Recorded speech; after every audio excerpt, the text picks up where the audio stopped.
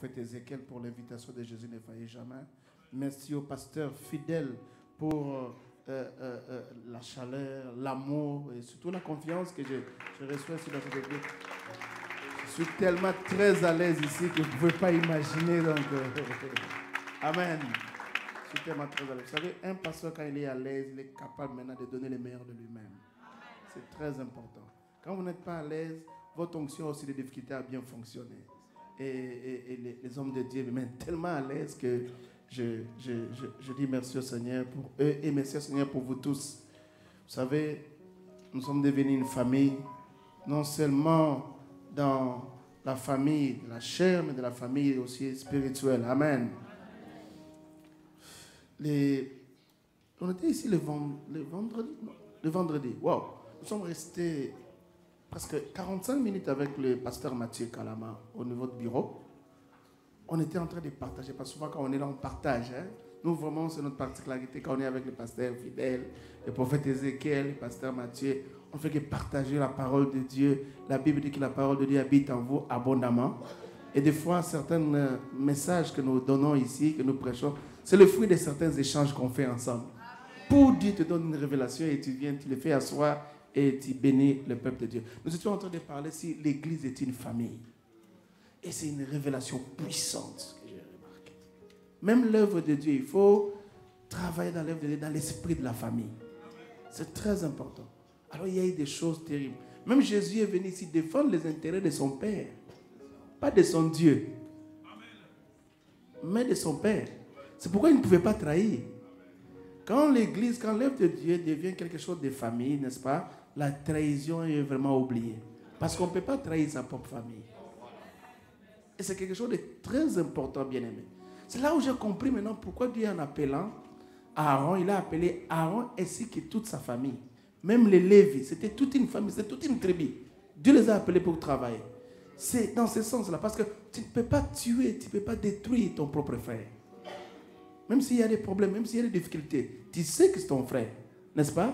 Nous qui avons maintenant des enfants, je pense que nous rendons compte de ça. Ton enfant peut-être les plus insensés, mais c'est ton enfant. N'est-ce pas? Si on va me tuer avec mon enfant. Mais c'est mon enfant. Que puis-je faire? C'est mon enfant. Alléluia. Et je comprends que même quand Jésus est venu sur la terre, il est venu, n'est-ce pas? Venant d'une famille, Jésus est venu aussi nous introduire à une famille. Hein? C'est très important, bien-aimé. C'est pourquoi Dieu ne peut pas t'utiliser, tu ne peux pas bien collaborer avec Dieu si tu n'es pas un enfant de Dieu. Un enfant, ça veut dire que tu appartiens déjà à une famille. C'est la condition sine qua non, n'est-ce pas? Si tu n'es né d'eau et d'esprit, tu ne peux pas entrer dans le royaume de Dieu. Naître d'eau et d'esprit, c'est pour devenir qui? C'est pour devenir un enfant de Dieu, n'est-ce pas? Être introduit dans une famille. Et c'est dans cet esprit que nous devons travailler, n'est-ce pas? Remarquez, quand Jésus meurt à la croix, il ne demande pas au Père, bon, je vais mourir pour toi, qu'est-ce que tu vas me donner? Non, c'est une histoire de famille. Je meurs pour l'honneur de notre Père, pour que mon Père puisse gagner. Dans la famille, regardez un peu tous les sacrifices que tu consens et toutes les souffrances que tu endures, juste pour ta famille. Hein. Tu ne poses même pas la question à tes enfants. Moi, je souffre pour vous, qu'est-ce que vous allez me donner après? Non, c'est quelque chose de famille, n'est-ce pas? Dans la famille, on ne calcule pas, on ne réfléchit pas. Parce que c'est quelque chose de la famille, n'est-ce pas? Je vis un parent qui donne une Jeep qui coûte trop cher à sa fille, sans se poser des questions. Pourquoi? Parce que c'est sa fille. Il y a même des parents qui disent aujourd'hui, tout ce que je fais, c'est pour mes enfants. Tout ce que je fais là, c'est pour mes enfants. J'irai en paix, n'est-ce pas, le jour où je me rendrai compte que mes enfants sont à l'aise et sont restés dans la stabilité, dans toutes les stabilités possibles. Pourquoi nous le faisons? Parce que c'est la famille. Et c'est dans cet esprit-là, n'est-ce pas, que nous devons aussi travailler pour Dieu. C'est dans cet esprit-là que nous devons aussi nous comporter pour l'Église. Quand tu considères l'armée des rachetés comme étant ta famille, il y a certaines choses que tu vas laisser passer. C'est ma famille. Je comprends pourquoi maintenant, de temps en temps, n'est-ce pas, Dieu veut que nous puissions appeler nos pasteurs, les daddies, nos pères. Parce que Dieu veut introduire l'esprit de la famille. N'est-ce pas? C'est dans ce sens-là que ton père spirituel, n'est-ce pas, ton pasteur, peut se battre pour toi, peut se battre pour ton cas. Parce qu'on ne se bat pour nos enfants. Amen. Et c'est quelque chose de très important. La Bible dit que Jésus n'a pas eu honte de nous appeler ses frères. Pas ses serviteurs, pas ses collaborateurs, mais ses frères. Il n'a pas eu honte de ça. Des gens comme nous, des anciens impudiques, des escrocs là. Mais Jésus n'a pas eu honte. Hein? Et il nous présente devant qui? Devant les anges et devant Dieu. Dieu qui n'a jamais péché, n'est-ce pas? Et les anges qui n'ont jamais péché. Mais Jésus n'a pas honte de nous présenter comme étant ses frères. Toujours dans l'optique de la famille. N'est-ce pas? C'est comme ça. Et la restauration des familles, c'est quelque chose de très important. Nous devons, si nous apprenons vraiment à bien vivre dans la famille, même à l'église, n'est-ce pas? On saura aussi bien vivre à l'église. Je vous dis la vérité. On peut se chamailler, s'échanger de manière brutale, mais on sait qu'on reste une famille. N'est-ce pas? Vous savez qu'il y a quelqu'un qui se sépare de la famille, on l'appelle sorcier. Oui. Oh non, à partir d'aujourd'hui, comme vous m'avez fait ça, je quitte cette famille. Ce sont des phrases qui sont inimaginables. Malgré les problèmes, n'est-ce pas? Parce que c'est la famille. Et c'est dans cet esprit-là, n'est-ce pas, que nous devons vivre aussi à l'église. Considère l'armée des rachetés comme ta famille. N'est-ce pas? Dans la famille, quand l'un est béni et l'autre a des problèmes dans son cœur, on l'appelle qui sorcier. Chacun d'entre nous sera béni, mais Dieu a prévu un tour pour chacun d'entre nous. Et c'est comme ça que nous devons bénir, être dans la joie quand l'un d'entre nous est béni. Amen. Aidez-moi à acclamer le Seigneur. C'est vraiment merveilleux d'appartenir au Seigneur. Et vous voyez, les relations même amicales, quand vous introduisez l'aspect, la donne de la famille, ça devient solide. Ça devient solide. Ça devient très, très solide. Et c'est quelque chose de très important. On ne te trouvera pas là où on t'avait laissé. Actes des Apôtres, chapitre 3. Commençons la lecture à partir du verset 1er. Je lis pour vous. Pierre et Jean montaient ensemble au temple à l'heure de la prière. C'était la 9e heure. Il y avait un homme boiteux de naissance qu'on portait et qu'on plaçait tous les jours à la porte du temple appelé la Belle pour qu'il demandât l'aumône à ceux qui entraient dans le temple. Cet homme, voyant Pierre et Jean qui allaient y entrer, leur demanda l'aumône. Pierre, de même que Jean, fixa les yeux sur lui et dit « Regarde-nous ». Il les regardait attentivement, s'attendant à recevoir de quelque chose.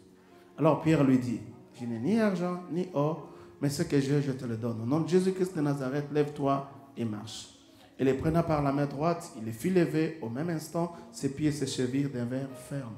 D'un saut, il fut debout. Il s'est mis à marcher. Il entra avec eux dans le temple, marchant, sautant et louant Dieu. Tout le monde les vit marchant et louant Dieu. Alléluia. Il reconnaissait que c'était celui qui était assis à la belle porte du temple pour demander l'aumône. Et il fut rempli d'étonnement et de surprise au sujet de ce qui lui était arrivé.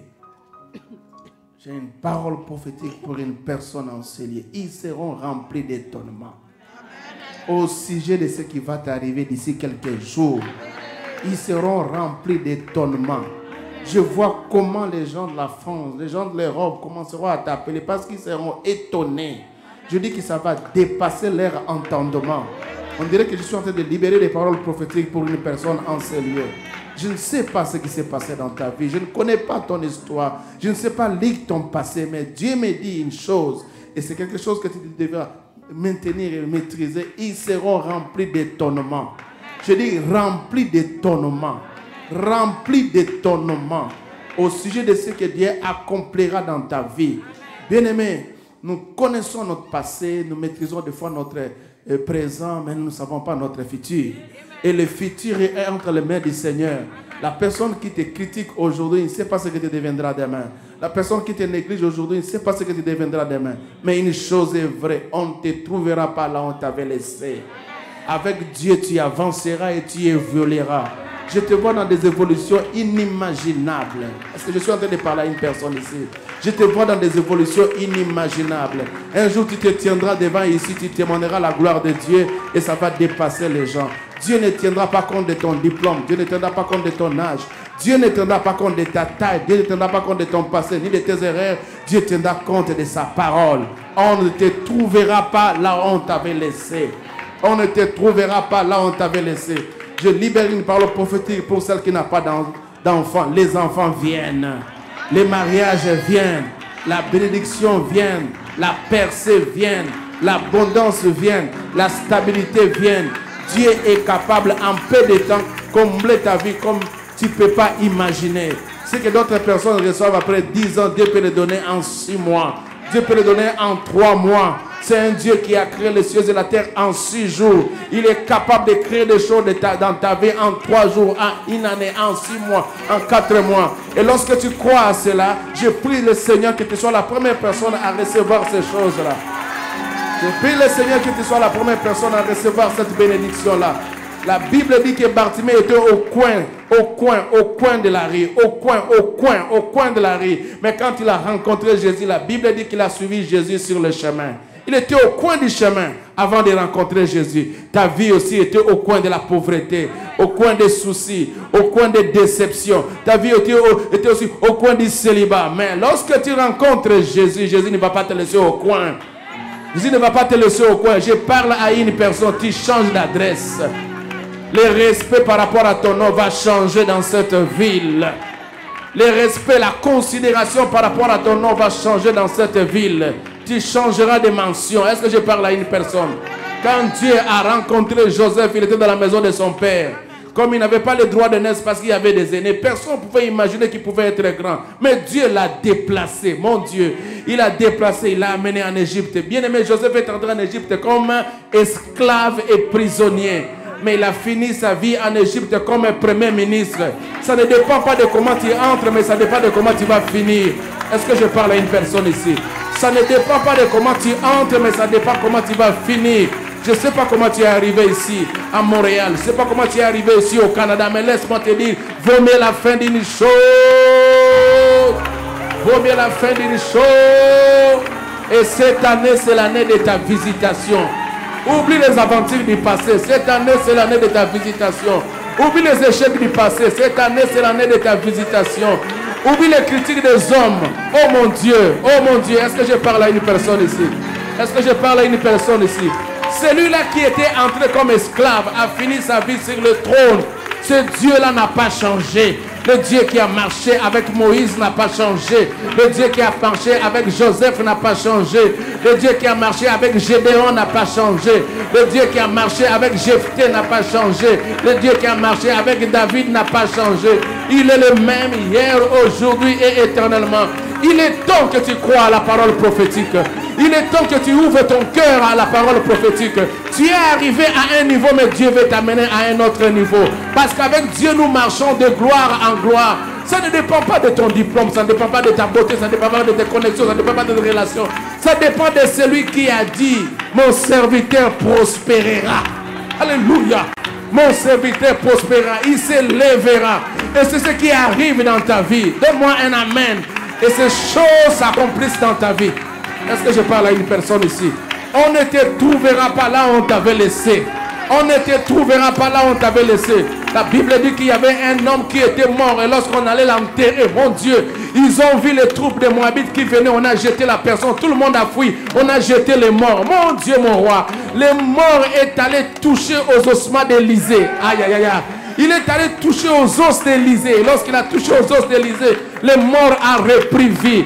Je suis en train de dire à une personne, tu es mort, les gens te jettent parce qu'ils sentent qu'ils ne peuvent rien retirer de toi. Cet homme-là, je crois que les gens qui le portaient, c'était ses neveux, c'était ses amis, c'était peut-être ses petits frères, mais en cas de danger, on l'a jeté. Quand l'homme sent le danger dans ta vie, il va toujours te jeter. Il va toujours te jeter parce qu'il sent le danger venir. L'homme agit en fonction des intérêts. Et quand il sent qu'il n'a aucun intérêt qui peut retirer de toi, il va toujours te jeter. Mais laisse-moi te dire, ce n'est pas par rapport aux gens qui te jettent, mais c'est par rapport à l'endroit où tu tombes. Oh mon Dieu, est-ce que je parle à une personne ici? Ce n'est pas par rapport aux gens qui te jettent, mais ça dépend de l'endroit où tu tombes. Cet homme est tombé entre les eaux d'Élysée et il a repris vie. Mais toi, tu es tombé entre les mains de Jésus-Christ, le roi des rois. Tu vas reprendre au-delà de la vie. Tu n'auras pas seulement la vie, mais tu auras aussi la vie en abondance.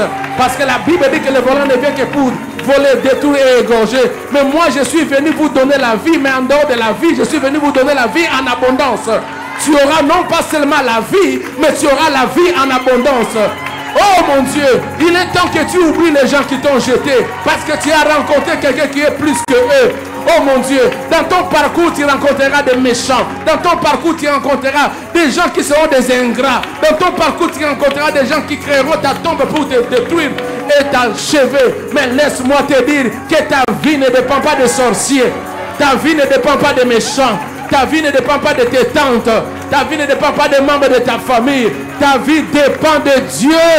Ta vie dépend de celui qui a dit que tout est accompli.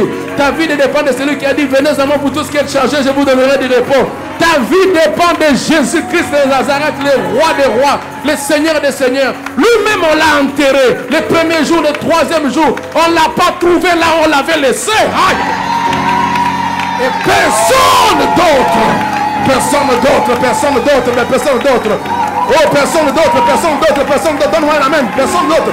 Personne d'autre. Personne d'autre, personne d'autre, personne d'autre. Personne d'autre ne saura achever ta vie. Il ne saura achever ta vie.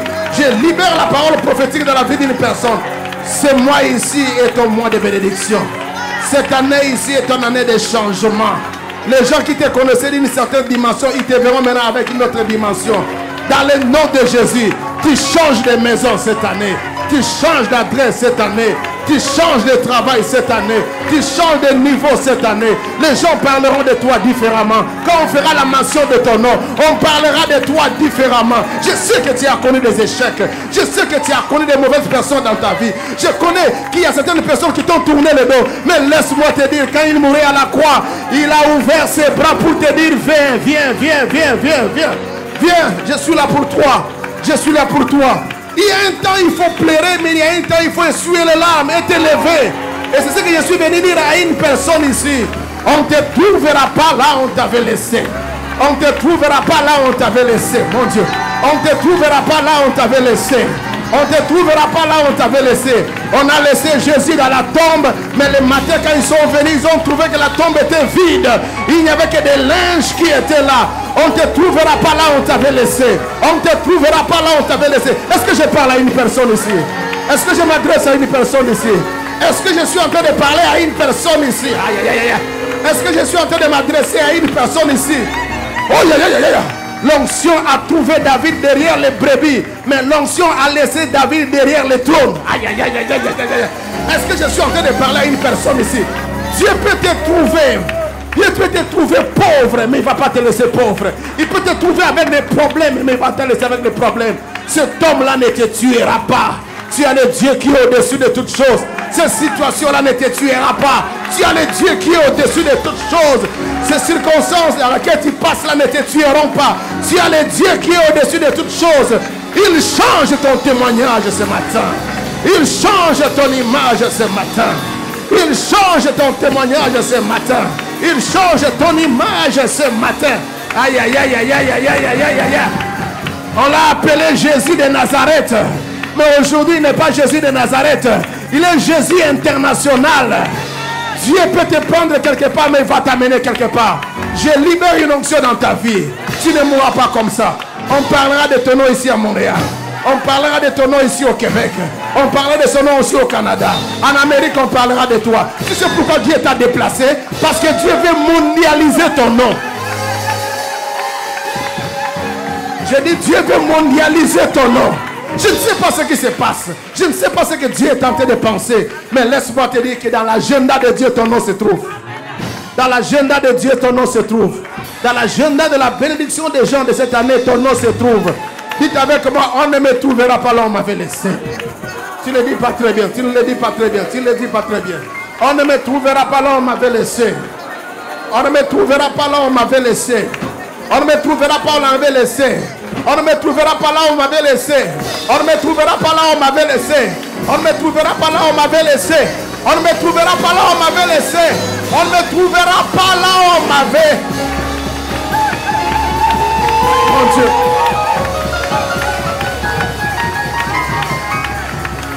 Dieu est un Dieu qui déplace les gens. Dieu est un Dieu qui évolue avec les gens. Dieu est un Dieu qui avance avec les gens. Il ne faut jamais dire que je suis venu à un mauvais moment. Mon Dieu, mon roi. Moïse est né alors qu'il y avait une loi terrible qu'aucun enfant mâle ne pouvait naître. S'il vient au monde, on va le tuer. Mais laisse-moi te dire, si tu trouves que Dieu t'apporte quelque chose dans un moment difficile, c'est que Dieu va s'occuper du reste. C'est que Dieu va s'occuper du reste. La maman de Moïse a gardé les bébés pendant 3 mois. Il a dit non, non, non, non. Si j'expose ces bébés, on risque de les tuer. Si Dieu te donne une bénédiction dans un moment terrible, il faut lâcher la bénédiction de Dieu. C'est que c'est quelque chose qui est venu de Dieu. Le processus a commencé quand la maman a pris l'enfant, il l'a mis quelque part dans l'eau. Mais c'est que je ne savais pas que l'eau avait de la vitesse. Quand tu es né dans un moment compliqué, quand tu vis dans un moment compliqué, parce que le Seigneur lui-même va te conduire dans sa vitesse. La maman est partie à laisser l'enfant, mais l'eau était en train de couler. Et l'eau a coulé, et l'eau s'est arrêtée dans un buisson. Pourquoi c'est pas dans ce buisson? Parce qu'il avait la fille de Pharaon qui devait venir nager. Et quand la fille de Pharaon est venue nager, il a compris que c'était un enfant hébreu. Mais la fille a agi en dehors des lois établies par son père. Dieu. Dans la maison de la personne qui a établi la loi, c'est là où toi tu vas être élevé. C'est que la loi de la destinée est plus que la loi des hommes. La loi de la destinée est plus que la loi des hommes. Aïe, aïe, aïe, aïe, aïe, aïe, aïe, aïe. Je ne regarde même pas la sorcellerie de votre famille. La loi de la destinée de Dieu est avec toi. Je ne regarde pas la loi, les lois établies dans votre famille. La loi de la destinée de Dieu est avec toi. Je ne vois même pas la loi de la médecine parce que la loi de la destinée de Dieu marche avec toi. Je ne vois même pas la loi de l'économie parce que la loi de la destinée de Dieu marche avec toi. Oh mon Dieu, oh mon Dieu, oh mon Dieu. Oh mon Dieu. Il a laissé l'enfant au bord du fleuve, mais l'enfant a été trouvé dans la maison de Pharaon. On ne te trouvera pas là où on t'avait laissé. Oh, yeah, yeah, yeah. Commence cette année avec une parole prophétique. Continue cette année avec une parole prophétique. Ils sont nombreux de gens qui cherchent à te tuer, mais un seul a la puissance de te garder contre eux tous. C'est le Seigneur Jésus. Ça ne diminuera pas. Je dis ça ne diminuera pas. Ça ne diminuera pas. Ça ne diminuera pas. On ne te trouvera pas là où on t'avait laissé. Jamais. Jamais. Bénis ces enfants.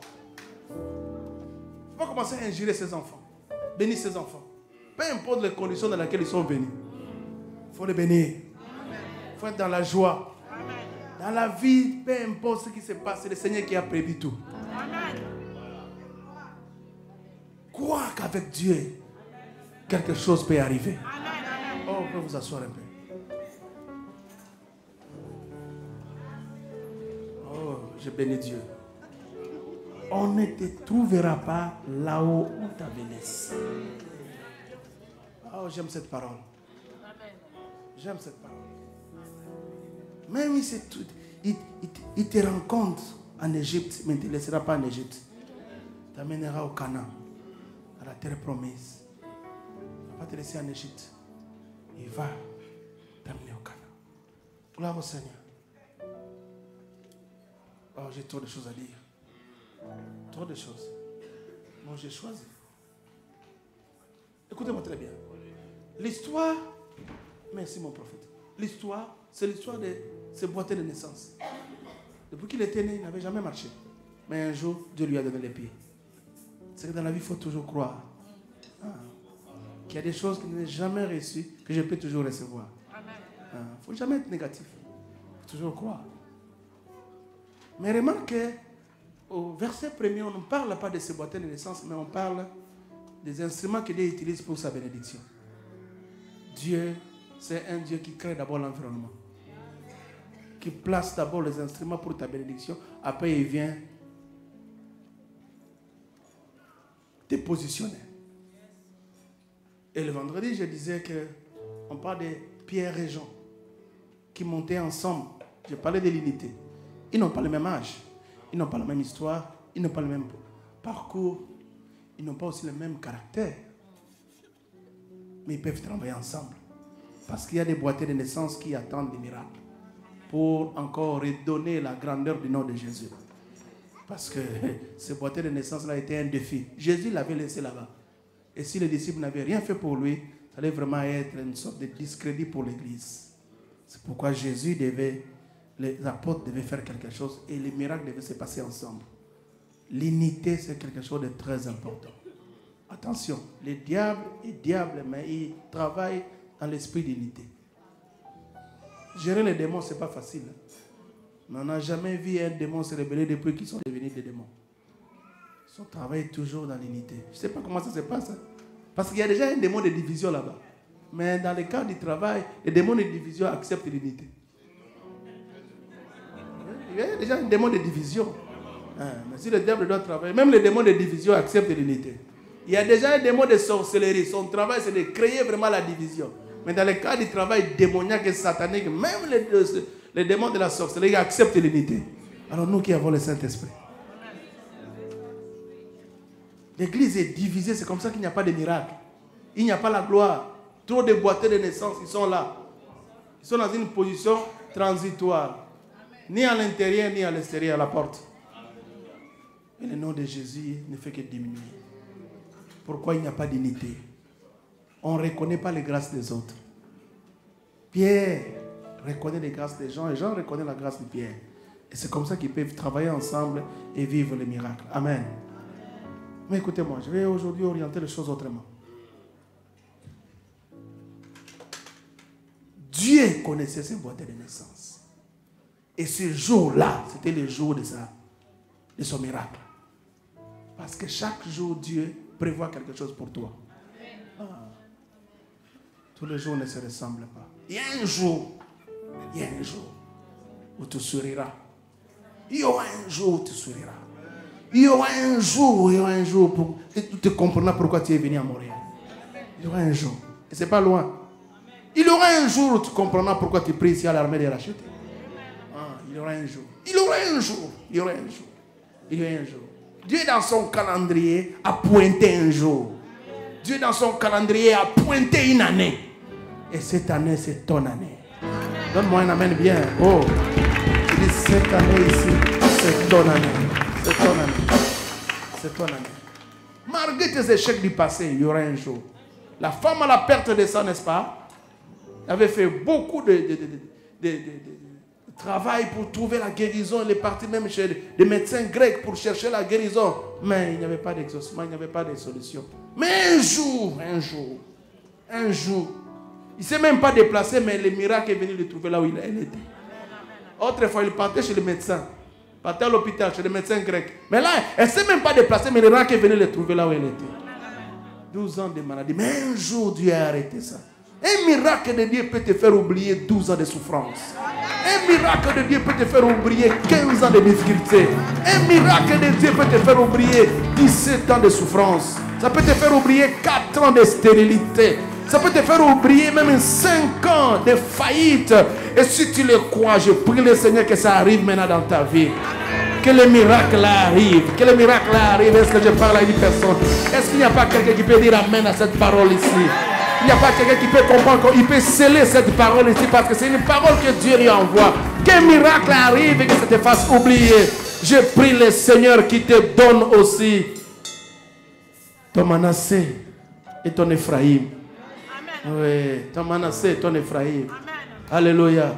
Manassé vient me faire oublier ma souffrance du passé. Mais Ephraïm vient me rendre fécond dans un pays étranger. Ce sont les deux enfants de Joseph. Et je prie le Seigneur qui te donne ton Manassé et ton Ephraïm. Une bénédiction qui viendra te faire oublier toutes tes plaies du passé, toutes tes humiliations du passé, toutes ces deuils-là du passé. Et un Ephraïm qui vient te rendre fécond là où on t'a humilié, là où on t'a vendu.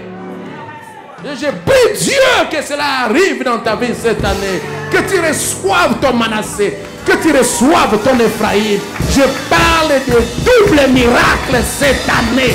Je parle des miracles. Il y a une dimension double cette année. Que tu reçoives ton Manassé. Et que tu reçoives aussi ton Ephraïm. Que ce soit quelque chose qui t'arrive cette année.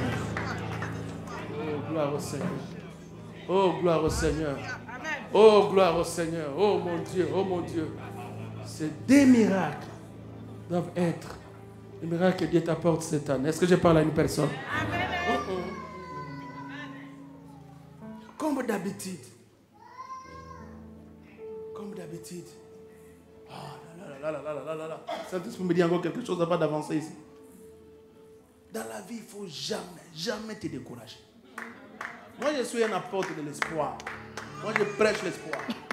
Je vis tellement de choses dans ma vie. Et je continue à vivre parce que Dieu m'a donné ce message d'espoir. Vous voyez, cet homme-là était boité de naissance. S'il vous plaît, boité de naissance. Boité de naissance. Boité de naissance. Mais il avait plein d'initiatives. Il a pu convaincre aux personnes qui venaient les prendre à la maison et aller les déposer au temple. Il a pu les convaincre. Et il a pu coopérer avec eux. Je ne sais pas comment il s'est passé. Les différents aumônes qu'il recevait, je ne sais pas comment il s'est partagé. Mais il a pu coopérer avec eux. Il avait un esprit coopératif.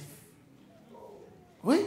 Parce que si je te dépose le matin, le soir, je te récupère, je te fais rentrer à la maison. Demain encore, et si tu ne parles pas bien avec moi, demain, l'autre jour là, je ne viendrai pas. Donc malgré qu'il était un boité de naissance, mais il savait coopérer. Je ne sais pas si vous comprenez ce que je suis en train de dire. Dans la vie, un domaine de ta vie peut se retrouver en problème. Mais il ne faut pas penser que tous les domaines de ta vie doivent se retrouver en problème. Ce sont les pieds qui ont des problèmes, mais ce n'est pas la tête. Ce sont les pieds qui ont des problèmes, mais ce n'est pas la bouche. Souvent, tu as tendance, dès que tu as un domaine de ta vie qui a des problèmes, tu veux généraliser le fonctionnement de toute ta vie. Souvent, c'est le cas. Ah, tu vois, moi, je ne me marie pas. Tu vois, moi, je n'ai pas d'enfant. Tu veux bousiller toute la vie. Les gars n'avaient pas de pieds, mais il avait un cerveau. Il était plein d'initiatives. Et c'est dans la vie, il faut savoir comme ça. Il faut savoir vivre de cette façon-là. Ce gars était plein d'initiatives. Il n'est pas comme les paralytiques là de la piscine de Bethesda. 38 ans sur place. Le gars a dit non. Moi, je vais aller au temple, demander l'argent. Je vais essayer quand même de vivre. Je vais être vraiment un handicapé, mais bon, un handicapé évolué. Mon handicap ne va pas handicaper toute ma vie. Parce que même Paul, le grand Paul, là, avait un problème dans son corps. Mais ça n'a pas bloqué tout son ministère. Il avait une sorte de charde. Et il priait pour le charde, que ça parte. Mais Dieu a dit, non, ma grâce s'accomplit dans la faiblesse. Mais ça n'a pas empêché l'apôtre Paul de devenir l'apôtre Paul que nous connaissons. Dès que tu as un seul problème, tu veux maintenant, la bien-aimée, détruire toute ta vie. Non. C'est en actionnant d'autres domaines de ta vie qui fonctionnent que tu récupéreras des domaines qui ne fonctionnent pas. C'est comme ça que Bartimée a actionné ses oreilles et sa bouche et il a récupéré ses yeux. N'entre pas dans la pensée toujours de te plaindre. Tu vois. Bien aimé, il y a des gens qui ont déjà prévu l'argent de cercueil pour toi. Ils attendent seulement le jour que tu y entreras. Il ne faut pas leur donner ce plaisir-là. Il ne faut pas leur donner ce plaisir-là. Tu veux que je dise quelque chose? Le Dieu qui renouvelle le souffle de vie pour toi est plus que tout le monde. Parce que tu peux avoir beaucoup d'argent, si Dieu retire le souffle de vie, tu meurs. Donc il ne faut pas écouter toutes ces personnes-là qui se complotent contre toi matin, midi, soir. Le Dieu qui t'a donné le souffle de vie est plus grand que tous. Si Dieu a voulu te garder encore en vie, c'est que Dieu peut encore faire des choses avec toi. Mais toi-même, tu vas avoir un esprit positif. Toujours te plaindre. Ils m'ont écrit ceci, ils m'ont écrit cela. D'ailleurs, je vais seulement laisser. La foi exclut les caprices. Et il y a une dimension dans la vie, il faut oublier les caprices. Il y a des gens qui sont vieux mais capricieux. Sois capricieux envers ta femme, ça se comprend. Mais pas par rapport à la vie.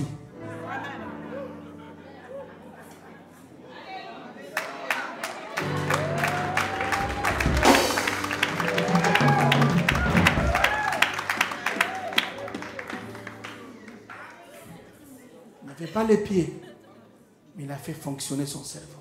Il a fait fonctionner sa capacité de collaborer, de coopérer.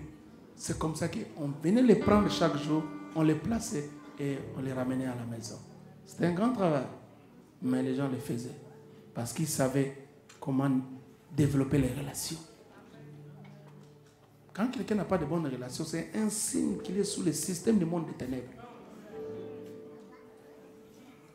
Oui. Écoutez-moi très bien. Dieu commence l'histoire de ces paralytiques, l'histoire des miracles de ces paralytiques en nous parlant de Pierre et Jean qui montaient au temple. En réalité, Pierre et Jean ne devaient pas monter au temple. Parce que du vivant de Jésus, n'est-ce pas? Il leur avait dit que là où 2 ou 3 sont assemblés à mon nom, je suis au milieu d'eux. Qu'est-ce qu'il devait alors faire au temple où il y avait des histoires comme le vase d'airain, l'autel? Qu'est-ce qu'il allait faire là-bas? Mais quand Dieu envoie un homme de Dieu quelque part, c'est qu'il est une clé de bénédiction pour quelqu'un. Les gens voyaient Jésus passer, mais Bartimée qui voyait Jésus passer avec ses yeux. Ça dépend de ta façon de voir. Tu peux voir ce magicien, pasteur fidèle, prophète Ézéchiel, docteur Louva. Mais au-delà seulement de la vie physique, ces gens ici, ils marchent avec mon mariage. Ils marchent avec ma restauration. Ils marchent avec ma bénédiction. Toutes leurs ordres, leurs instructions, c'est pour ma bénédiction. Écoutez-moi très bien. Dans la vie, tu rencontreras 4 types de personnes. Les premières personnes, ce sont 4 types de personnes ou 4 types de connexions. Les premières personnes, la première connexion, c'est la connexion de la soustraction. C'est la connexion de la destruction. Il y a des gens qui viennent dans ta vie pour soustraire ce que tu as. Pour détruire ce que tu as. Ce sont des connexions démoniaques. Ils sont là, ils peuvent te sourire. Ils peuvent t'appeler ma soeur, mon frère. Mais ils ont des agendas cachés derrière. Ils viennent pour te détruire. Et tu dois savoir, de la même manière, Dieu a envoyé Jésus, le diable envoie aussi des personnes pour te détruire. C'est comme ça que dans la vie, à un certain moment, quand tu fais sortir les mauvaises personnes de ta vie, les mauvaises choses aussi cessent dans ta vie.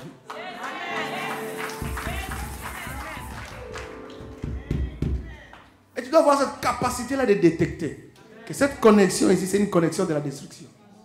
Si tu ne sais pas détecter ça dans ton entourage, tu prieras beaucoup. Mais il n'y aura pas toujours des résultats positifs. On va beaucoup gêner, mais il n'y aura pas toujours des résultats positifs. Ce sont des connexions de la soustraction et des connexions de la destruction. Des gens qui ne viennent pas, ils n'alimentent pas ta foi. Des gens qui viennent toujours avec on a dit, tu sais, celui-là, celui-ci. Ce sont des choses qui ne peuvent pas te maintenir dans la vie de prière. Alors il faut faire très attention parce que tu dois comprendre que pour aller de l'avant, tu as besoin de personnes positives, tu as besoin de personnes qui viennent ajouter quelque chose dans ta vie et tu n'as pas besoin de type de personnes. Deuxième type de personnes que tu rencontreras dans la vie, n'est-ce pas? La deuxième connexion que tu auras rencontrée dans ta vie, ce sont des indifférents. Ce sont des gens qui ne t'apportent rien et qui ne retranchent rien. Ils sont indifférents par rapport à ton problème. Les paralytiques dans sa vie, n'est-ce pas? Oh mon Dieu, avaient aussi rencontré de tels genres de personnes. Des indifférents. Tu peux leur expliquer ton problème. Ils ne prieront même pas pour ça. La simple chose, sois courageux. Hein? Ça arrive dans la vie. Ce sont des indifférents. Ils ne prennent pas à cœur des choses qui concernent ta vie. Ils ne prennent pas à cœur des choses qui concernent ta destinée. Ce sont les indifférents. Ils peuvent aussi être des membres de ta famille. Vous savez pourquoi certaines personnes ont trop de blessures intérieures dans leur vie? Parce qu'ils pensent que parce que nous sommes nés dans une même famille, il va prendre à cœur mon problème parce que nous sommes des frères. Ce n'est pas toujours le cas, bien-aimé. Ah, ce n'est pas toujours le cas. Il y aura des indifférents. Mais ton problème, tu concentres beaucoup de tes énergies sur les indifférents. Au lieu de comprendre qu'ils sont des personnes indifférentes par rapport à ma vie et je dois faire très attention dans ma manière de les gérer. Le troisième type de personne, la troisième connexion que tu rencontreras dans ta vie, j'appelle ça connexion de survie. C'est-à-dire, ce sont des gens qui t'aident, mais qui ne t'aident pas à entrer dans ta destinée. Ils t'aident. Ils te prodiguent aussi des conseils. De temps en temps, ils t'envoient aussi quelque chose. Mais ils ne t'aident pas à entrer dans ta destinée, à réaliser ta destinée. Des fois, ils peuvent aussi prier avec toi. Mais ce ne sont pas des personnes qui t'aident à entrer dans ta destinée. Et c'est quelque chose de très important dans ta vie. Et le quatrième type de personnes que tu rencontreras dans la vie, c'est le chemin de la vie, parce qu'on rencontre tellement de gens, ce que j'appelle, sont des personnes que j'appelle des personnes qui sont des partenaires de la destinée. Des partenaires de la destinée, des alliés de la destinée. Ce sont des personnes qui viennent pas seulement t'aider, mais qui viennent t'aider à entrer dans ta destinée. À réaliser les rêves que Dieu t'a donnés dans ta vie. C'est dans cette optique qu'il faut faire la différence entre Potiphar et Pharaon. Potiphar vient t'aider pour survivre, mais Pharaon vient t'aider pour que tu entres dans ta destinée afin que tes rêves s'accomplissent. Et c'est quelque chose de très très important. Et quand tu es en contact avec un homme de ta destinée, il connaît ta valeur. Vous savez quand... Mon Dieu. Vous savez quand Pharaon appelle Joseph, il sait que Joseph c'est un hébreu. Il sait que Joseph c'est un jeune. Il sait aussi que Joseph c'est un prisonnier. Il a entre ses mains les dossiers d'incrimination de Joseph, violé. Mais il ne regarde même pas ça.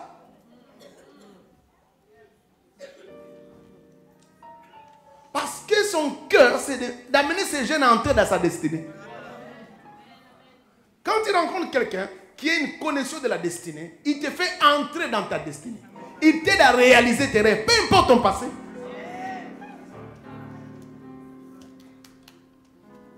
C'est pas si vous comprenez. Le vrai problème d'Orpa, c'est quoi? Orpa. Quel est le vrai problème d'Orpa? Il ne s'est pas discerné Naomi et les Moabites qui habitaient à Moab. Il est vrai que Naomi n'a pas réussi parce qu'il a perdu son mari et ses enfants. C'est comme un leader qui a échoué. Mais attention, le Dieu de Naomi n'a pas échoué. C'est comme les brigands qui rencontrent Jésus à la croix.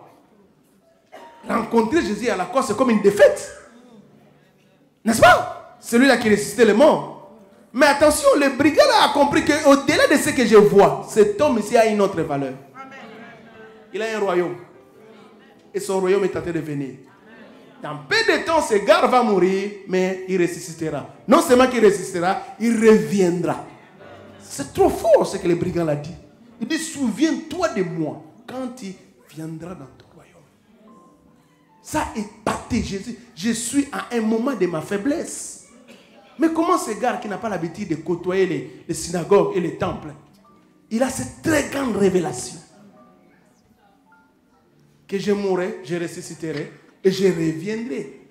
Et je reviendrai comme roi. Mais alors que je meurs comme malfaiteur.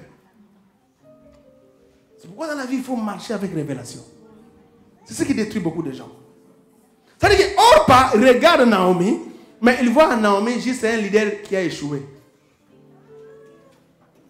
S'il était vraiment quelqu'un qui avait Dieu, comment il peut perdre son mari et ses enfants? Comment il peut quitter vraiment Bethléem pour venir à Moab?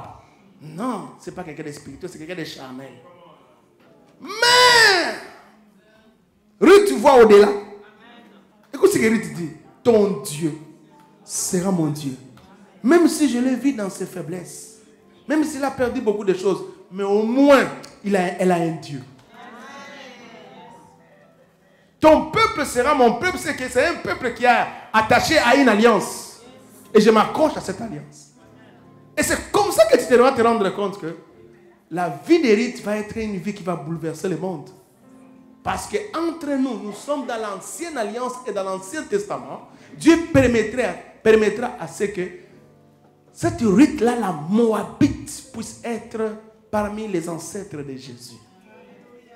C'est trop fort. Trop fort. Regarde comment la révélation peut t'amener au-delà du temps.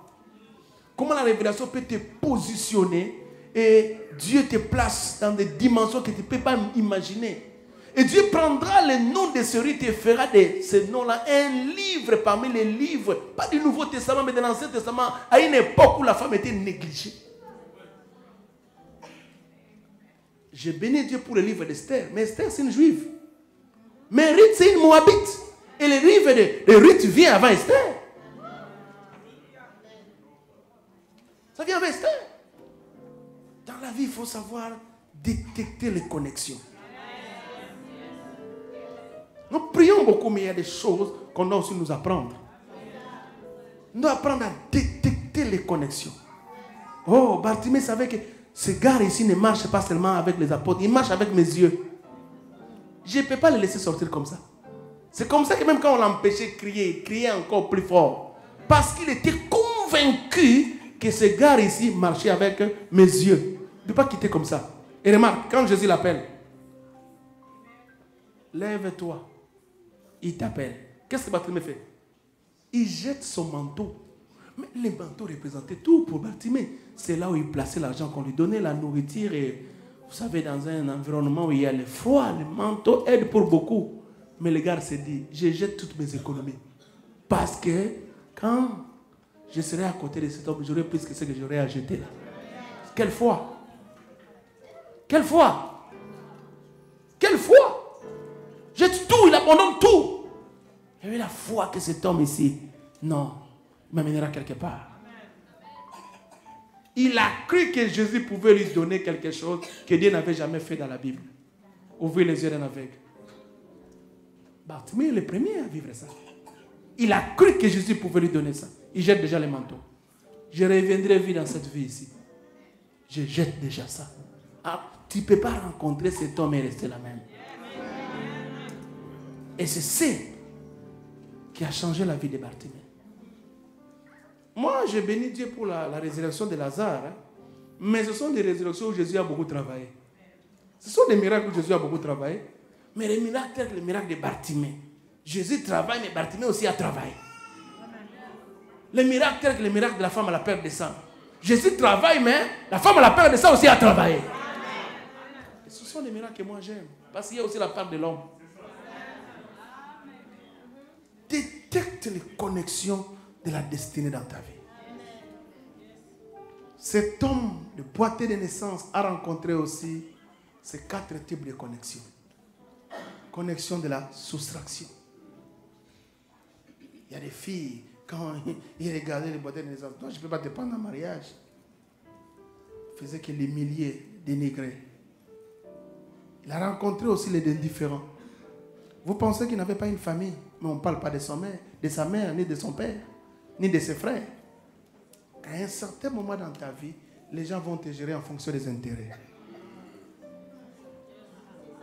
En fonction des intérêts. À un certain moment dans ta vie. Mais tu ne dois pas abandonner à cause de ça. Le Dieu qui t'a créé plus que tout le monde. Heureusement pour lui, il a rencontré ces gens-là qui les portaient. Mais les gens-là qui les portaient, pour moi, ce sont des connexions de survie. Il est juste pour survivre. Attention, je te porte, je t'amène quelque part, mais pour que tu fasses quoi? Pour que tu demandes seulement au monde. Je ne t'aide pas à entrer dans le temple. Je ne t'aide pas à retrouver tes pieds. Mais je t'aide simplement à demander l'aumône. Donc, je t'aide pour que tu sois un éternel mendiant. Il y a certaines personnes qui nous ont aidés dans la vie, mais ils nous ont aidés seulement pour rester mendiants, pour occuper des petites positions. Ils nous ont aidés, nous acceptons cela, mais pour occuper des petites positions qui ne vont pas changer notre destinée. J'ai béni le Seigneur parce qu'on portait les paralytiques, les boîtiers de naissance, on les plaçait quand même quelque part, on les reprenait le soir. J'ai béni quand même le Seigneur, mais c'est une connexion de survie. Connexion de survie. Oui, j'ai trouvé un travail. Mais ça va m'aider à réaliser mes rêves. Tu m'as aidé. Et ça va m'aider à réaliser mes rêves. Et c'est quelque chose de très important. On les portait, on les plaçait. Et même nous qui sommes des hommes de Dieu, nous devons faire très attention. Il y a certaines personnes qui viennent dans nos vies, ils sont juste des partenaires de survie. Ils ne sont pas des partenaires de la destinée. On va commencer à s'accrocher trop à eux et on oublie certaines choses. Ils t'aident, oui. Mais pour devenir qui? Mendiant. Dans la société, un mendiant n'a pas de valeur. Qu'on se le dise. Qui acceptera de donner sa fille à un mendiant? Il est vrai qu'il amènera quand même quelque chose. Parce qu'il gagne quand même quelque chose venant de le monde. Mais qui acceptera de donner sa fille à un mendiant? Mais, dans la vision de Dieu, Dieu savait qu'un jour, Pierre et Jean allaient aussi rencontrer cet homme. Et Pierre et Jean représentent, n'est-ce pas, la connexion de la destinée. Des gens qui viennent pour te faire entrer au temple. Des gens qui viennent pour te donner les pieds. Et en te donnant les pieds, ils changent du coup ton statut. Ils te font délivrer de la vie de la mendicité. Du coup, ils changent ton image. Oh mon Dieu. L'image de ta vie change. Et c'est ça, les partenaires, les alliés de la destinée. Je vais donner quelques éléments très importants. Comment détecter un partenaire de la destinée? C'est très important. Ne peut détecter un partenaire de la destinée que celui qui est conscient de sa destinée. Beaucoup de gens prient, mais ils ne sont pas conscients de leur destinée. Ils ne savent pas qu'ils ont une destinée. Au-delà des critiques de tout ce que les gens font, au-delà de tous les combats que tu as, tu dois savoir que tu as une destinée. En venant en Jésus, tu as quelque chose, tu as un objectif à atteindre. Est-ce que je parle à une personne? Est-ce que je parle à une personne? Il y a quelque chose que j'ai remarqué dans la Bible, c'est que Bartimée avait un problème parce qu'il n'avait pas des yeux. Mais Bartimée avait une vision. Je préfère manquer les yeux, mais ne pas manquer une vision. Il y a beaucoup de gens qui ont des yeux, mais qui n'ont pas de vision. Et la vision est toujours liée à l'avenir. C'est pourquoi Dieu n'a pas placé les visions, les yeux ici derrière, mais devant, pour te permettre de regarder l'avenir. Ne peuvent saisir, détecter, discerner les partenaires de la destinée que ceux qui ont une destinée. Ce sont des gens qui visent quelque chose. Vous remarquez? Qu'est-ce qu'on dit des paralytiques, des boiteux de naissance? Ils s'attendaient à recevoir de quelque chose. Pourquoi il n'y a pas de miracle même à l'église? Il y a des gens qui viennent ici s'attendent à rien. Ah, pour eux, c'est aller à l'église. Ah, tu vas où? Je l'ai passé à fidèle, le prophète Ézéchiel. Ah, là-bas, ces derniers temps, Dieu t'a dit de travailler avec eux. Mais tu viens ici avec quelle attente? Tu t'attends à quoi? Les boiteux de naissance, mendiants, s'attendaient à recevoir de quelque chose. C'est pourquoi des fois, les pasteurs doivent beaucoup prier parce que tu n'as pas encore, tu n'as pas une foi, il n'y a pas la foi en toi, et tu n'as pas une vision dans ta vie, il n'y a pas une soif dans ta vie. Ils doivent non seulement te donner la chose, mais créer encore la soif de la chose. Double travail, papa. Ah, triple. Je m'attends à recevoir quelque chose. Amen. Amen. Écoutez-moi très bien. Ce que j'ai remarqué en analysant la rencontre entre Pierre et Jean et ces boiteux de naissance, j'ai remarqué quelque chose. Ils n'étaient pas familiers avec le boiteux de naissance. Ils n'étaient pas des amis. Souvent, les partenaires de la destinée ne sont pas des gens pour qui on est familier. Ce qui nous tue souvent, c'est penser que notre élévation, notre bénédiction viendra de notre entourage. C'est comme ça quand ton entourage ne te bénit pas, quand ton mari ne te donne pas, quand tes amis ne te donnent pas, tu es déçu. Il peut être un ami, il peut être un frère, il peut être un mari, il peut être une femme. Est-ce que c'est un partenaire de la destinée pour toi?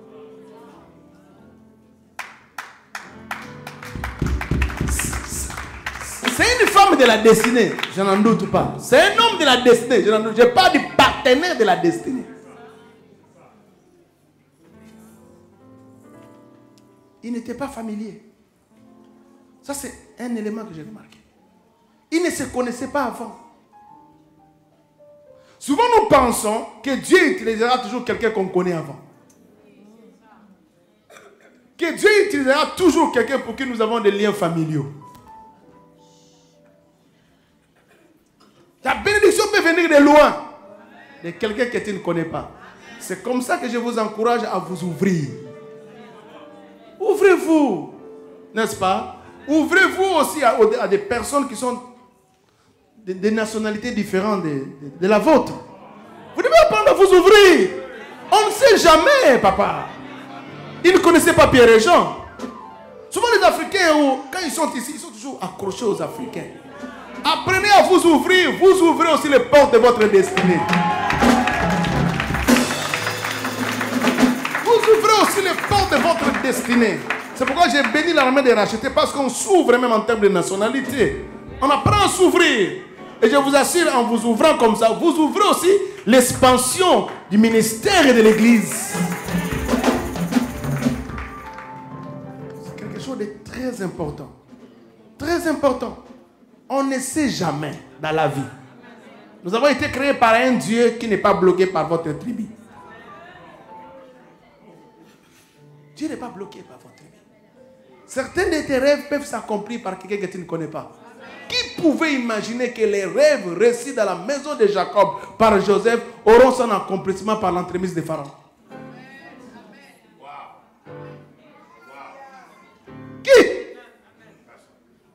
Qui pouvait imaginer que quelqu'un qui est né d'un Hébreu comme Moïse pouvait être équipé par un Égyptien qui est Pharaon? Qui? Les voies de Dieu sont insondables. Les voies de Dieu sont insondables. Même Jésus était un homme de vertu. Qui pouvait imaginer que la personne qui allait donner à Jésus un lieu pour sa sépulture, pour qu'on puisse le placer, ça serait un Joseph d'Arimathée, qui n'était pas parmi les 12, même pas parmi les 120. Qui?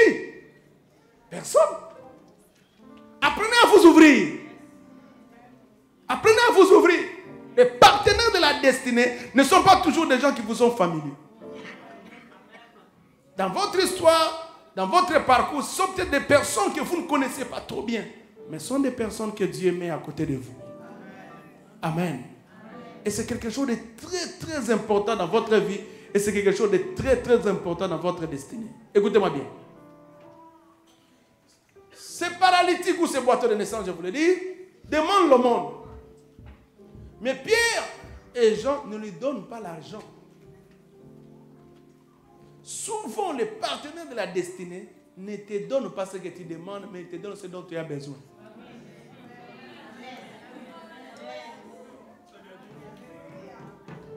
Parce que nous prions, mais des fois, nous ne savons pas exactement nos besoins.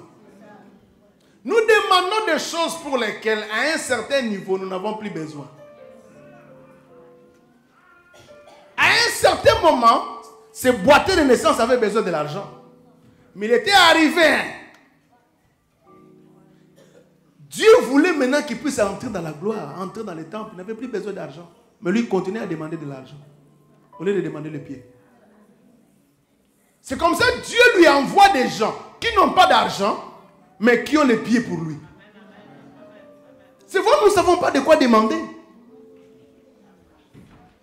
À un certain moment, tu dois dépasser le stade de demander seulement un mari, de demander seulement la voiture, de demander seulement la maison, de demander seulement l'argent. Tu dois atteindre une autre dimension. À chaque période de la vie, il y a certaines demandes qu'il faut abandonner.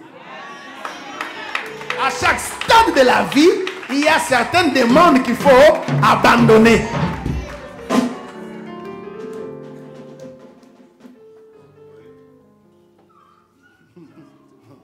Nous grandissons et nous évoluons dans la vie.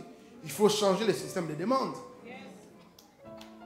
Qu'on doit continuons à demander des choses pour lesquelles on demandait quand on était venu ici à Montréal. Et tu dois savoir dans la vie, tu peux avoir l'argent. Et demain, tu en auras encore besoin. Mais si tu as les pieds, tu ne continueras pas à demander aux gens l'argent. Parce qu'avec tes propres pieds, tu pourras avoir l'argent.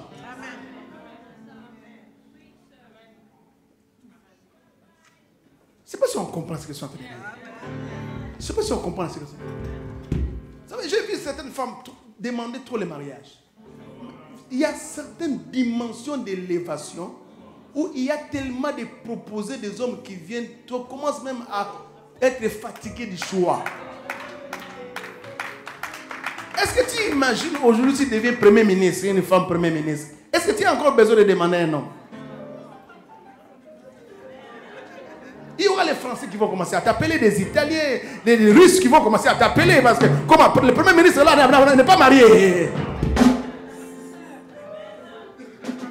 Est-ce que je parle à une personne? Mais tu seras toujours là, t'es Seigneur, envoie-moi un homme, parce que ma soeur, elle va un homme. Au lieu de demander certaines dimensions qui, de manière automatique, fera en sorte que les hommes vont venir demain. Et lorsque tu me donnes un amen, ce miracle-là arrive dans ta vie. Lorsque tu me donnes un amen, ce miracle-là arrive dans ta vie. Lorsque tu me donnes un amen, ce miracle-là arrive dans ta vie. Vous savez, j'ai remarqué quelque chose. Dès que ce gars a eu les pieds, il n'est plus retourné à demander l'argent à la porte. Donc son vrai besoin, ce n'était pas l'argent, ce n'était pas les aumônes, c'était les pieds. J'ai remarqué que quand Bartimée a eu les yeux, il n'était plus retourné à demander l'argent. Souvent nous demandons des choses pour lesquelles nous n'avons plus besoin. Nous devons changer la façon de demander. Amen. C'est pourquoi ta délivrance est obligatoire. Parce que ça bloque même ta capacité de saisir les choses de Dieu, de saisir les vrais besoins de ta vie, de saisir la vraie vision de ta vie.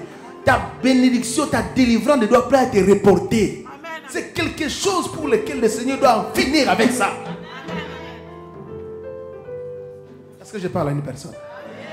Est-ce que je parle à une personne? Est-ce que je suis en train de parler à une personne?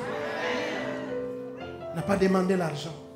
Pierre et Jean lui ont amené pas ce qu'il demandait. Amen. Et c'est quelque chose de très important pour que si nous voulons aller de l'avant dans les choses que nous sommes en train de faire avec le Seigneur. Je vais encore vous dire quelque chose. Les partenaires de ta destinée, ce ne sont pas des choses qui viennent, ce ne sont pas des personnes qui viennent vous donner d'abord des choses matérielles. Mais ils viennent vous booster vers des choses qui vous aideront à atteindre votre destinée. Est-ce que vous savez que Pierre et Jean n'avaient pas d'argent?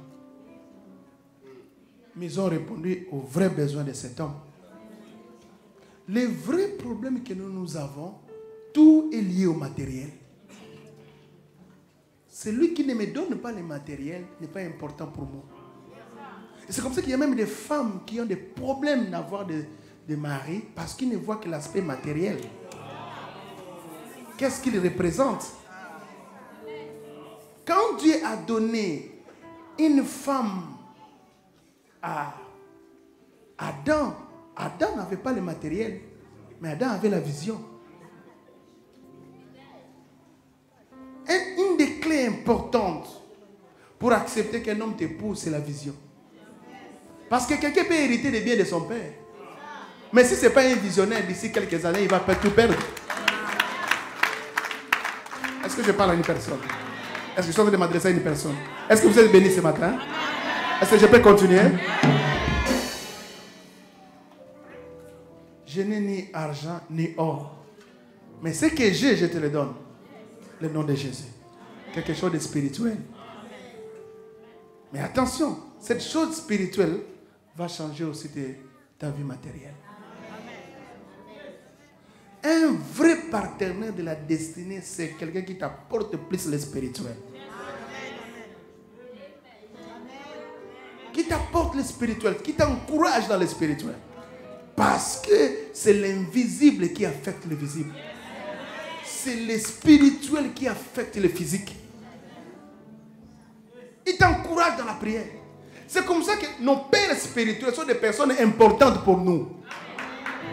Ils ne nous donnent pas l'argent, mais ils nous donnent ce qui est spirituel. Ils brisent toutes les choses qui viennent compliquer notre existence. Ils combattent tous ces démons-là sans leur prière et sans leur affectation, sans leur enseignement, sans leur profondeur dans la parole de Dieu. On allait toujours être des aveugles. Pourquoi il faut les honorer? Il faut les honorer. À un certain moment, chaque année, il faut penser à eux. Vous ne pouvez pas imaginer comment le diable est fâché contre eux. Parce que le diable a compliqué beaucoup de choses dans votre vie. Mais eux, ils sont venus vous délivrer et vous libérer de cela. Vous ne réalisez pas. Il y a certaines personnes qui ne devaient pas être vivantes ici. Mais par leur prière, Dieu a apporté des choses. C'est pourquoi ils sont importants pour vous. Importants pour vous. Imaginez seulement le temps qu'ils m'ont donné ici pour prêcher. Si ce n'était pas eux, je n'allais pas venir ici. Mais vous n'allez pas aussi comprendre beaucoup de choses. Et c'est au travers de deux que je suis là. S'ils n'ont pas accepté, je n'allais pas être ici. Je n'ai ni argent ni or. Mais ce que j'ai, je te le donne. C'est là où j'apprécie quelqu'un comme Élisée. Élie veut partir, il est au courant. Il ne demande pas le carnet d'adresse d'Élie. Il ne demande pas le bien d'Élie. Il demande la double portion. Il est différent de Géasi, qui a besoin de choses matérielles. C'est comme ça que Géasi n'a pas hérité la quadruple portion d'Élie et la double portion d'Élisée.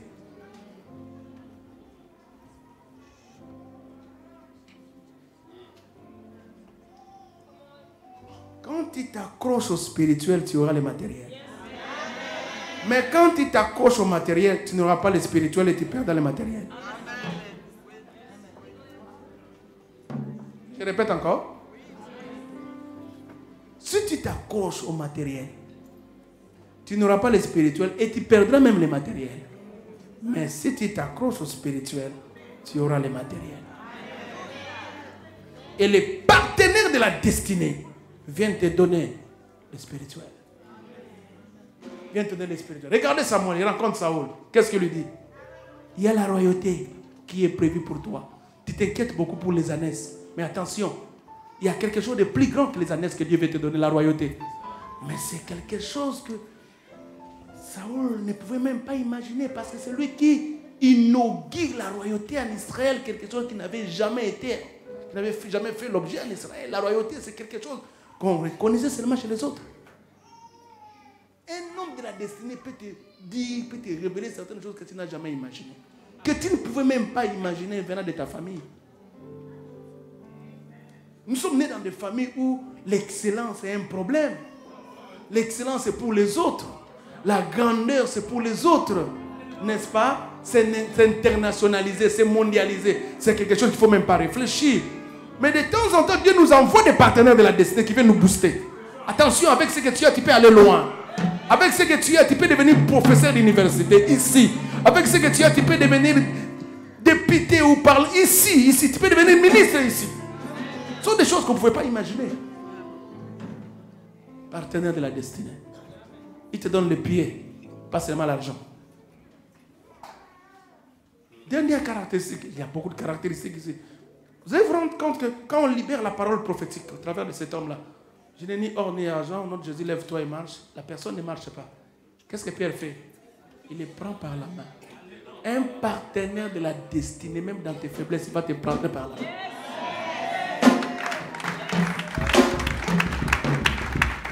Même quand tu sembles être fatigué, tu sembles être découragé, dis, oh chérie, il y a quelque chose que Dieu peut faire. Lève-toi encore. Dieu, c'est un Dieu de seconde chance. Dieu, c'est un Dieu qui peut réécrire notre histoire pour ta vie. Te tienne par la main. Vous voulez que je vous dise quelque chose? Moïse était fatigué. Parce que lorsqu'il levait les mains, Israël était dans la victoire. Donc même la victoire qu'on remarquait sur le terrain par Josué ne dépendait pas de Josué. Certaines victoires que vous avez là ne dépendent pas de vous. Ça dépend des sacrificateurs qui élèvent les mains pour vous. C'est pourquoi ils sont des cibles pour le monde des ténèbres. Hein? Le pasteur fidèle et le prophète Ézéchiel. Ils sont des cibles. S'il y a quelqu'un qu'ils doivent détruire, c'est nos deux pasteurs ici. C'est nos deux pasteurs ici. C'est pourquoi quand ils ont des problèmes, ça doit nous affecter. Les gens te disent toujours, pourquoi tu donnes seulement beaucoup d'argent là-bas, beaucoup d'argent là-bas. Les gens ne se posent pas la question. Est-ce que vous savez d'où est-ce que je suis en train de prendre cet argent-là? Comment cet argent-là vient dans ma vie? On était avec vous ici. Est-ce que j'avais cet argent-là? Ils voient les fruits, mais ils ne connaissent pas la racine. Et si tu n'es pas aussi spirituel, tu risques d'être influencé. Et demain, après-demain, la sécheresse va commencer. Oh, venez prier pour moi. Alors que tu avais déjà atteint un niveau. Toi, toujours la prière, la prière. Donc, dans cette famille, il n'y a pas le vrai mariage. Hein? Ça veut dire quoi ça, la prière? Mais si c'était les fêtes, là, il allait t'accompagner lui-même. Les deuils, il allait t'accompagner. Tu dois comprendre que le diable va t'éloigner des partenaires de la destinée. Tu dois comprendre. C'est un grand combat que tu vas lutter toute ta vie. T'éloigner de tes partenaires, même de les détruire, en fait que tu ne les rencontres pas. Et c'est quelque chose de très important. Amen. Amen. Amen. La Bible dit, quand Moïse était fatigué, Hur et Aaron ont tenu ses mains. Ils n'ont pas dit qu'on puisse les remplacer. Il est fatigué qu'on les remplace. Nous tous là, on est aussi des personnes élevées, tout ça. Dieu nous connaît. Non, ne les remplacez pas, tenez-les par la main.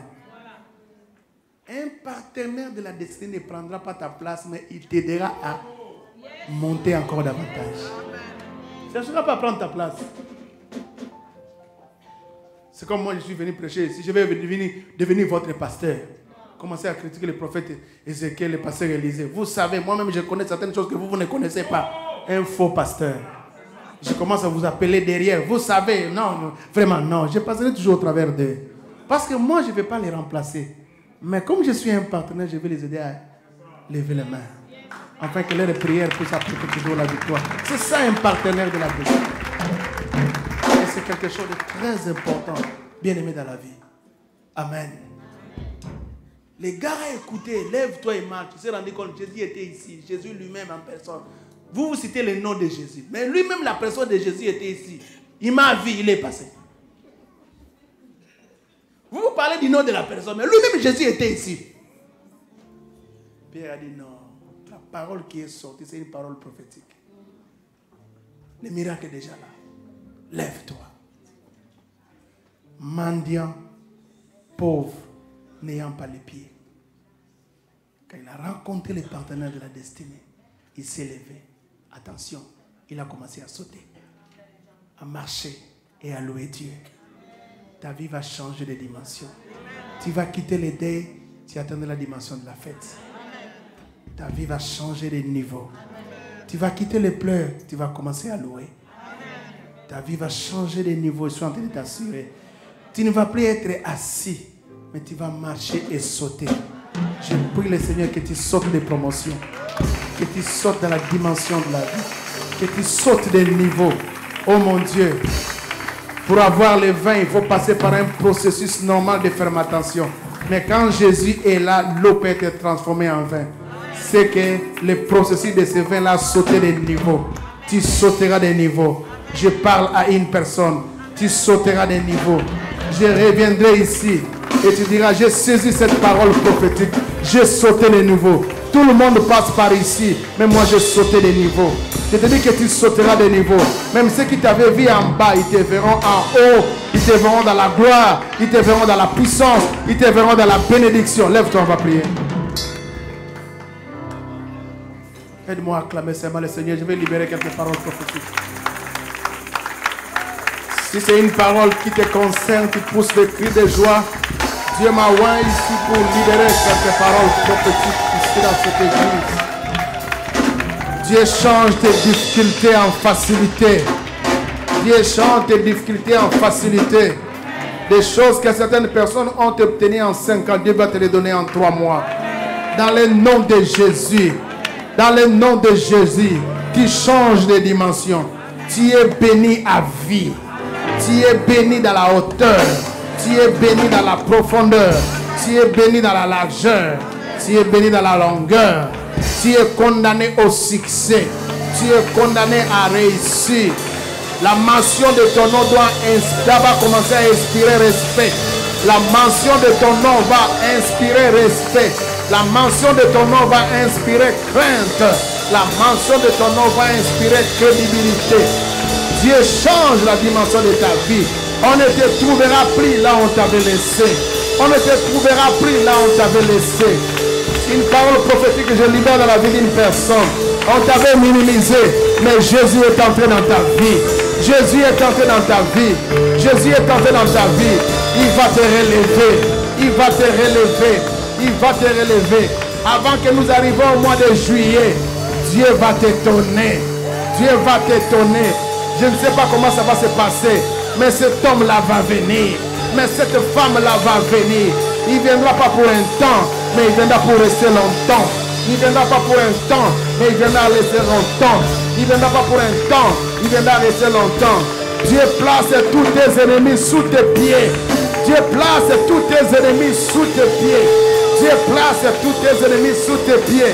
Tu es entré faible, mais tu finiras ici fort.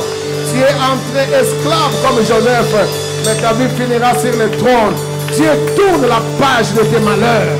Dieu tourne la page de la vie de pleurs dans ta vie. Dans le nom de Jésus, le sourire arrive comme Isaac. Le sourire arrive dans ta vie. Le sourire arrive dans ta vie. Tu vas te réveiller le matin et Dieu va te guérir de ce diabète. Dieu va te guérir de ce cancer. Dieu va te libérer de ce mari de nuit. Dieu va te libérer de cette malédiction. Dieu va te libérer de ce célibat. Dieu va te libérer de cette vie de peur. Dieu va te libérer de cette vie de peur. Dans le nom de Jésus, on ne te trouvera pas là où on t'avait laissé. On ne te trouvera pas là où on t'avait laissé. Personne ne mourra dans cette église. Personne ne mourra cette année dans cette église. Jésus est mort, il est ressuscité. J'enlève la mort dans cette église. Même si tu as encore des rêves de cercueil, même si tu vois des gens qui étaient déjà morts et revenir, personne ne mourra dans cette église. Personne ne mourra dans cette église. Dans ta famille, tu fais l'exception. Dans ta famille, tu fais l'exception. Là où tout le monde n'a pas réussi, toi tu réussiras cette année. Toi tu réussiras cette année. L'échec est passé. La peur est passée. L'échec est passé. Tu ne joueras plus jamais. Tu ne joueras plus jamais dans ces fiançailles. Tu ne feras plus jamais dans cette entreprise. Tu ne joueras plus jamais dans ce que tu entreprends. Celui qui voulait toucher à ta famille, Dieu est en train de toucher. La tombe qu'on avait préparée sur toi, tes ennemis vont se retrouver là-bas dedans. Tes ennemis vont se retrouver là-bas dedans. Ces ennemis vont se retrouver là-bas dedans. Les gens qui pensaient à ta mort, ils vont mourir avant de te toucher. Les gens qui pensaient à la mort des membres de ta famille, ils vont mourir avant de te toucher. Ils vont mourir avant de te toucher. Là où on t'avait placé, le Seigneur a touché. Il a touché comme il avait touché le cercueil de cet enfant. On a touché, le Seigneur a touché là où on a placé ton mariage. Le Seigneur a touché là où on a placé ta tête. Le Seigneur a touché là où on a placé ton intelligence. Le Seigneur a touché là où on a placé ton mariage. Il a touché là où on a placé ton mariage. On ne te trouvera pas là où on t'avait laissé. On ne te trouvera pas là où on t'avait laissé. Ah là là là, les divorces.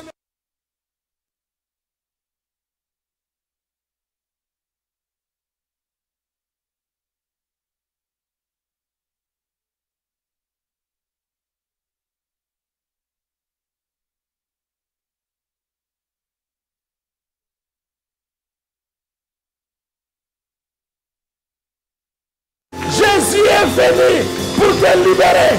Jésus est venu pour te libérer. Tu vas transporter. Tu vas traverser les limites. Tu traverses les limites. Tu traverses les limites. Tu dépasseras 60 ans. Tu dépasseras 70 ans. Tu traverses les limites. Tu traverses les limites. Tu traverses les limites. Tu traverses les limites. Tu traverses les limites. Tu traverses les limites. Tu traverses les limites. Sécurité.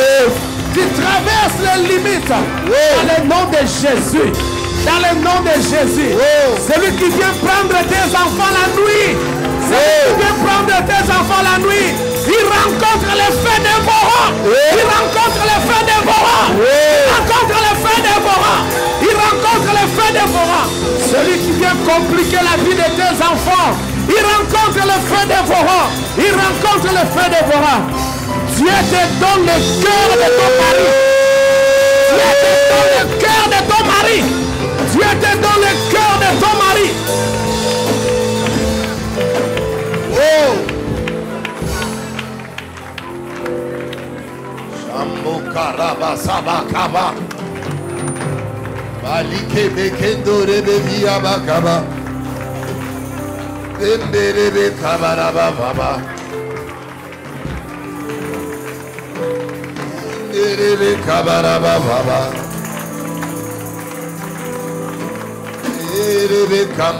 baba. Dieu va t'ouvrir les yeux. Dieu va t'ouvrir les yeux. Tu auras le discernement. Tu comprendras les mauvais amis. Tu comprendras les mauvais amis. Les mauvaises fréquentations. À partir d'aujourd'hui, ta vie change. Dieu te donne des lunettes spirituelles. Tu comprendras la personne qui veut détruire ton mariage, la personne qui veut détruire tes enfants, la personne qui veut détruire ta vie. Dieu va t'ouvrir les yeux. La nuit, il va t'ouvrir les yeux. Même la journée, Dieu va t'ouvrir les yeux. Dieu va t'ouvrir les yeux. Et tu verras clair. Et tu verras clair. Et tu verras clair.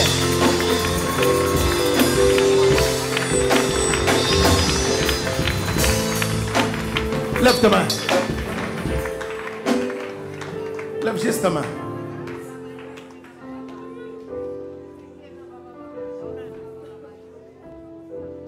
Je vais libérer une onction ce matin. Ça sera comme une bombe.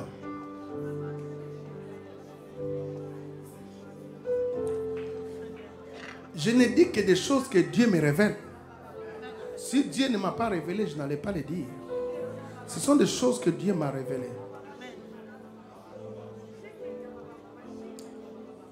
Tu as vécu dans la servitude. Ta famille a voulu utiliser ta beauté. Tu es comme une sirène. Ta famille a voulu utiliser ton intelligence et après te tuer.